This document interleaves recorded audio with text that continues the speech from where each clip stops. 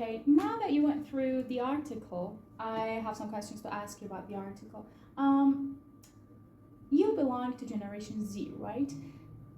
Do you sometimes wish you belonged to another generation? Why or why not?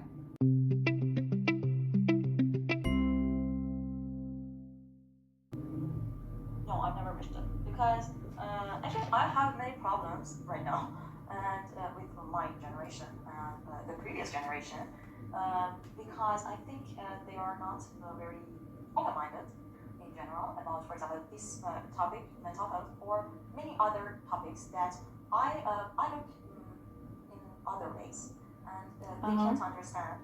Even my sister, who is, for example, 3 years younger than me, but she's kind of traditional, and we have many problems with each other. So with the previous generation, I think I couldn't really deal, and they are not like me.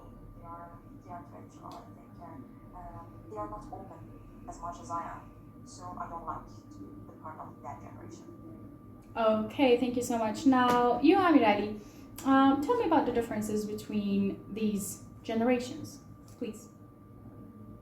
I believe that every generation is different with the one before and the one after that.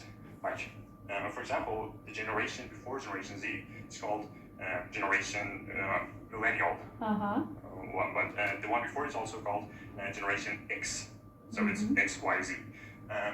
Interesting. I see the difference between Generation X and millennials as different as the difference between Generation Y and Z.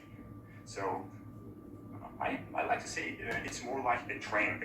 The Generation Z is very kind of different with the others. We are living in the age of modernity, like the technology and the culture changing, and they're actually very fast, and they are getting faster. And that's normal. It's not something abnormal about Generation Z.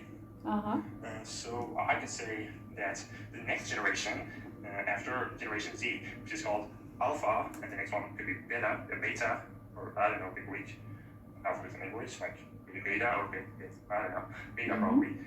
And they're all also so different, but they are not actually that grown up right now to appear in the society as well.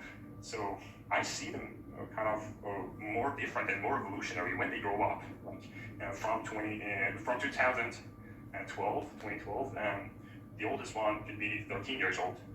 Yeah. Right now. I would think that every generation is more different and more evolutionary and more rule changer than the one